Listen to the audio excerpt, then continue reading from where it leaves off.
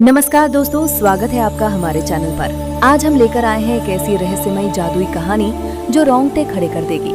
ये कहानी है एक छोटे से गांव की, जहां रात के सन्नाटे में एक मंदिर का घंटा अपने आप बजने लगा और फिर जो हुआ आज तक कोई समझ नहीं पाया। सच्ची घटना पर आधारित अंत तक जरूर देखें। अगर आपको पसंद आए तो लाइक और सब्सक्राइब करना ना भूलें। चलिए शुरू करते हैं। एक छोटे से गाँव में रहता था रामू काका। उम्र हो चुकी थी 60 पार, लेकिन आंखों में अभी भी वो चमक थी जो गरीबी की मार झेलने वालों में ही दिखती है। रामू काका का बेटा शहर चला गया था नौकरी के चक्कर में, और बहू बच्चे भी साथ ले गया। गांव में अकेला रह गया काका। बस एक पुराना मंदिर था उनका साथी। वो मंदिर हनुमान जी का था, जो गांव के बाहर जंगल के किनारे पर खड़ा था। सालों से कोई पूजा पाठ नहीं होता था वहां, बस धूल जमी रहती। काका रोज शाम को जाता, एक दिया जलाता और हनुमान जी से कहता, बाबा, ये जिंदगी का क्या हाल है। सपने तो देखे थे बड़े, लेकिन हकीकत ने तो सब छीन लिया। एक रात मॉनसून की तेज बारिश हो रही थी। काका घर में अकेले लेटे थे, नींद नहीं आ रही। अचानक रात के ठीक 2 बजे हवा में एक अजीब सी घंटी की आवाज गूंजी। धड़ाम धड़ाम। वो मंदिर का घंटा था। काका चौंक पड़े। कौन बजाएगा इतनी रात को। बाहर कदम रखा तो बारिश की बूंदें चेहरे पर लगी, लेकिन घंटे की आवाज साफ सुनाई दे रही थी, धीमी, गहरी, जैसे कोई अदृश्य हाथ खींच रहा हो। काका ने डरते डरते मंदिर की ओर कदम बढ़ाए। रास्ते में पेड़ों की डालियां हिल रही थी, लेकिन हवा तो रुकी हुई थी। मंदिर पहुंचते पहुंचते घंटा रुक गया। काका ने अंदर झांका।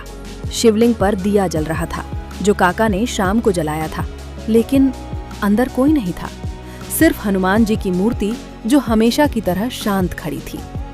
काका ने सोचा शायद सपना था, घर लौट आए। लेकिन अगली रात भी वही हुआ। 2 बजे घंटा बजा।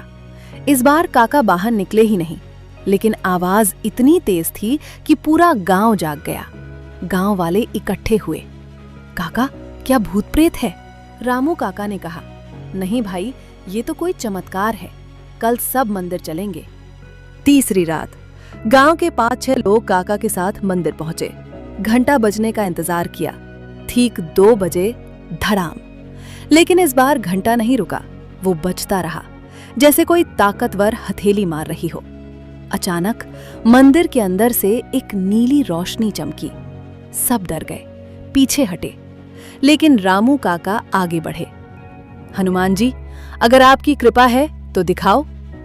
रोशनी तेज हुई और हवा में एक आवाज गूंजी, नरम लेकिन गहरी। रामू, तेरे सपनों की कीमत चुकानी होगी। जो छोड़ा नहीं वो कभी नहीं मिलेगा। गांव वाले स्तब्ध। काका गिर पड़े। सुबह होते ही काका बीमार पड़ गए। डॉक्टर आए, दवा दी, लेकिन कुछ फायदा नहीं। सप्ताह भर बीमार रहे। गांव वाले मंदिर में पूजा करने लगे, लेकिन घंटा अब नहीं बजता। काका को सपने आने लगे, बचपन के सपने, जब वो बड़ा आदमी बनना चाहते थे, लेकिन गरीबी ने रोक दिया। एक सपने में हनुमान जी आए। रामू, तूने मेरा मंदिर छोड़ दिया, अपने सपनों के पीछे भागा, लेकिन सच्चा सपना तो सेवा में है। जा, मंदिर को जगा। काका ठीक हुए। उन्होंने गांव वालों को इकट्ठा किया। ये घंटा मेरे लिए बजा था, मेरी भूल का एहसास कराने को। सबने मिलकर मंदिर की सफाई की, नई घंटी लगाई, रोज पूजा शुरू की। काका के बेटे को खबर लगी, वो शहर से लौट आया। गांव में खुशहाली लौट आई। 1 साल बाद उसी रात 2 बजे घंटा फिर बजा, लेकिन इस बार खुशी से। सब इकट्ठे हुए, आरती उतारी। काका ने कहा, भगवान ने दिखा दिया, सपनों की असली कीमत है दूसरों की सेवा और भक्ति। दोस्तों, ये कहानी सिखाती है कि जीवन के सपने महत्वपूर्ण हैं, लेकिन उनकी कीमत चुकानी पड़ती है। लालच छोड़कर भक्ति और सेवा अपनाकर। अगर आपके जीवन में भी कोई रहस्यमयी संकेत आया हो तो कमेंट्स में बताएं। हनुमान जी की जय। अगली कहानी में मिलते हैं। धन्यवाद।